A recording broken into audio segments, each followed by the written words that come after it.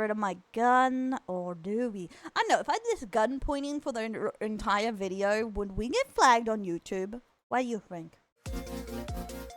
What are we even watching? Okay, let's do a Killdozer. Friday, June 4th, 2004. An Air Force veteran settling down in the small town of Granby, Colorado, quickly found himself at his breaking point after losing a decade-long legal battle to a powerful family dynasty who took his land and ran his muffler shop out of business. To enact revenge, the welder fortified a bulldozer into a homemade tank and set out to destroy the small town that took everything from him, resulting in a response from the Army National Guard. You took my land, you took my woman, I'm gonna run you with my tank dozer. And an Apache helicopter. You had to take me on en masse. Well, I'm going to take you on by myself. In 1992, an auction was held in the small town of Granby, Colorado, in which a foreclosed 2-acre property was to be sold to individual bidders. And Cody Dochev, a powerful Colorado businessman, saw an opportunity to expand some of his business, with plans to buy and build a state-of-the-art concrete plant for his company, Mountain Park Concrete. But to Dochev's surprise, there was another man who had his eye on the foreclosed property, Air Force veteran and Granby newcomer Marvin Heemeyer, who outbid Dochev and secured the 2-acre property for $42,000 to build a muffler shop and expand his welding business. A frustrated Dochev confronted Marv and advised him that the town of Granby doesn't need another car garage, to which Marv advised Dochev that the property was his for $60,000, but Dochev declined his offer and refused to give in to the blue-collar outsider. Marv left the auction with no idea what was to come. The outsider had inadvertently derailed the plans of one of Granby's most prominent and powerful families, and the Dochevs were sure to never let him forget. If they were powerful, why didn't they just pay the extra money? What a petty. By the late summer of 1992, Marvin Heemeyer settled in to his new hometown of Granby. He renovated the 2-acre property and built a large warehouse to serve as his body shop. And shortly after, Mountain View Mufflers was officially open for business. His neighbors at Mountain Park Concrete weren't too pleased, among them Cody Dochev. And in the months to follow, the Dochev secured a loan and offered Marv $250,000 for the 2-acre property. But Marv reportedly raised the price to $375,000 and again to $1 million, further agitating the Dochevs. A few weeks later, Marv received a letter from the That's the thing, like, okay. He probably would have accepted it if they would have bought it before he built his fucking, like, shop. But, like, once he built his muffler shop, now he has to start again, set it up, and wait the time. Like, dude, why didn't you just buy it to begin with? America is weird. Damn America.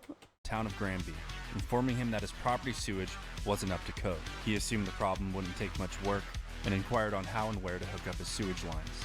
But to his surprise, the lines were located nearly 500 feet from his property, and with him being responsible for the materials, construction, and months of labor, Marv was shit out of luck with a $100,000 estimate just to connect his sewage. And to add even more red tape, Marv's property didn't even have a maintenance easement. And because the easement would traverse property lines, Marv had to seek the approval of his neighbors over at Mountain Park Concrete, directly from Gus Harris and Cody Dochev. Good luck.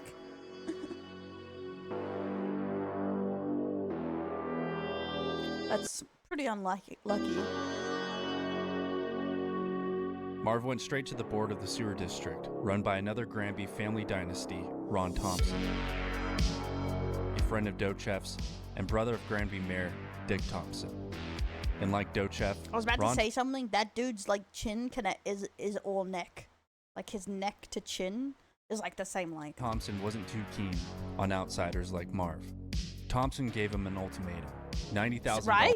Am I like the left guy? Like, it's like it's like his neck. It's like all the same length. To get a sewage ordeal fixed and up to code, or remain unconnected and face the consequences. Left with no choice, Marv refrained from connecting his sewage with hopes of finding a cheaper alternative in the future. And by November of that year, Marv returned to the sewage board and demanded easement. and settled a deal with Gus Harris to traverse his property at $20,000 per acre. But in the weeks to follow, Gus Harris ghosted Marv and failed to honor his word, forcing Marv Sewage to remain unconnected for several months. And the months became years, and by 1998, the Dochefs decided to move forward with their construction plans of a massive indoor concrete plant. Marv resisted, but wanted to maintain a cordial relationship with the Dochefs, but he was inevitably forced to act, as the Dochefs intended on building in the southwest portion of Marv's property, where Marv had already planned on building a large parking lot for his customers. The Dochefs applied for and received a bizarre location-specific zoning permit that exempts certain plots of land from zoning Yeah, I wonder why. Is it just that, what is the law like out in these areas where people are acting like tyrants like this? laws if the purpose of rezoning falls into specific categories. And by the time he figured it all out, Marv was well past the 30-day deadline to appeal the decision. Construction vehicles and operations blocked off the only road to the muffler shop, and Marv began to lose customers. Out of desperation, Marv purchased a Komatsu bulldozer to make his own road for his customers, but he was shut down by Town Hall. And by November of 2002, a judgment was made against Marv for failing to connect his sewer line. The court ordered that the muffler shop remain closed, and with the Dochef denying easement, Marv was found in violation and was fined $100 a day until he connected his sewage. On November 17th of 2003, Marv wrote a check for the amount of $3,351, which he addressed to the Cowards and Liars Department, after having felt completely violated by the Dochefs and their shady political dealings. He lawyered up and took the town of Granby to court, but failed yet again and was punished for it, as the town turned around and reimposed additional fines of up to $1,000.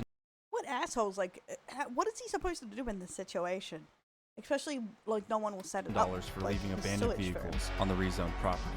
And to add fuel to the fire, a local Granby newspaper wrote an editorial piece speaking poorly of Marv interfering with the Dochef's business, as if Marv was the bad guy. He was now stuck in a situation he had no way out of. A useless property, zero income, and his property and belongings were auctioned off. His direction and hopes for the future were in his mind stolen. What once was a dream became a nightmare. He truly believed that the town of Granby maliciously So petty. conspired against him, because the town of Granby perceived to have conspired against him. And that's what officials in Granby will never understand, whether or not they had malicious intent. If you carry the tools to break a man and present yourself as the villain, perception is reality. And in April of 2004, in Marv Heemeyer's reality, revenge trumped forgiveness, as he fortified half-inch steel plates insulated with concrete on the bulldozer. I have had a perfect life up until 1999, when I found out what the Thompsons had done to me in 92. And I am not going to take it. And I have to use the resources that I have, the Wow. wherewithal that I have, Family of nerds. Mafia nerds. the ability that I have, the knowledge that I have to make this right. I am not walking away from it. Maybe I'm being a coward by doing what I'm doing, because without a doubt, I'm doing what you have done. I'm lying. I'm conspiring. I'm keeping things secret. And it's going to happen. If I would have been married, had a family, things may have gone different.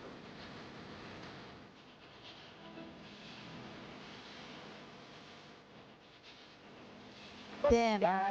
So all he had was his muffler shop, and they took him away with him. He's John Wick of bulldozers. For this job, you had to take me on en masse.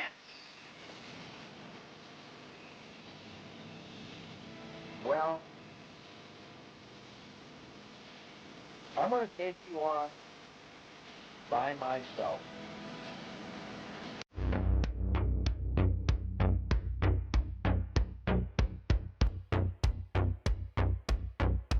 Dun dun dun dun dun dun. The Killdozer, let's go. Good morning, Colorado. It's great to get started with you. Good Morning Colorado starts your day with what you need. Updating.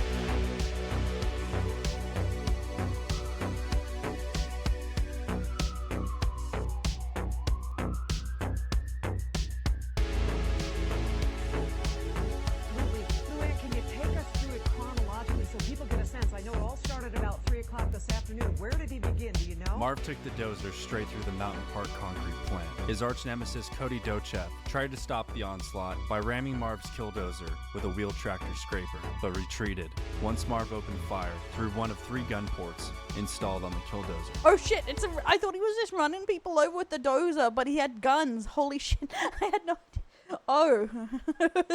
Shit, I thought he was just mowing people down. Should've known, America.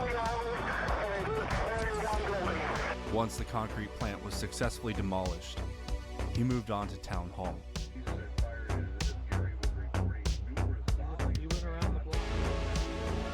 Next, he destroyed the Granby newspaper office that slandered his name. Police responded to the chaos and had no means to stop the dozer. Their futile attempts to open fire and pierce the fortified shell proved useless. Police couldn't stop the slow-moving bulldozer, which was armored with heavy iron plates welded in place of windows. Using cameras installed on the top of the shell, Marv was able to maneuver and return fire toward police. Officer Glenn Traynor of the Granby Police Department rushed the Killdozer and climbed atop the shell in an attempt to find an opening, but to his surprise, the entire shell was welded shut as one fixed piece. Marv Heemeyer had no way out and purposefully lowered the shell over himself to commit to his plans, sealing himself inside. Then Colorado State Governor Bill Owens That's crazy. Wow, that commitment to the Killdozer. requested the National Guard to dispatch an Apache attack helicopter, as well as troops equipped with Javelin anti-tank missiles. He is just headed westbound again. This is tape. He is again headed westbound into the downtown area. Right there, may have taken out a radiator he doesn't stop for. And while striking a hardware store, the Killdozer turtled between the foundation and the basement, leaving the dozer stuck. And after 2 hours of pure carnage, a SWAT team approached the dozer and reported hearing the sound of a single gunshot from within, as Marvin Heemeyer, with no way out and no means to free the dozer, took his life. Jeez.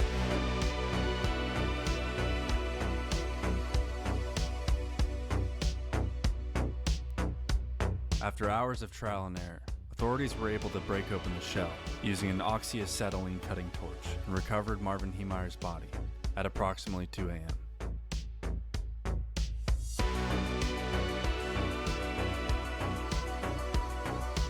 The Killdozer was demoed, and its components were destroyed and dispersed between several junkyards. The rampage caused an estimated Man, they were paranoid about that Killdozer. $7 million in property damage, and nobody was killed or injured during the incident, apart from Marvin Heemeyer. Leading up to the incident, Marv gave away all of his financial assets to his friends and family, and left various notes behind for his friends and his enemies. In the end, it was perceived that Marv was sabotaging Dochev's business plans, and not the other way around. And no matter how you look at it, perception is reality.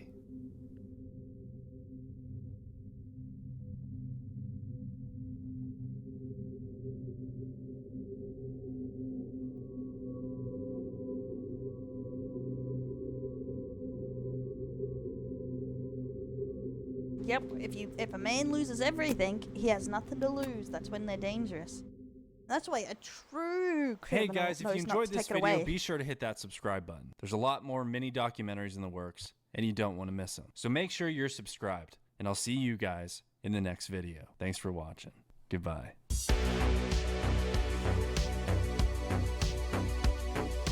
Yep, gotta remember when you're wanting stuff from someone, you have to give them something to live for still, or they're just gonna, self-destruct almost, or take you down.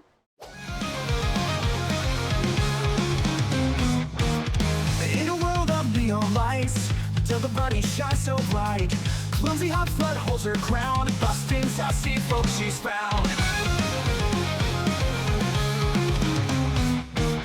Her ears perk up a bourbon sight, with a smile she takes the fight. Once the walls won't break her stride, sharing heart she won't hide.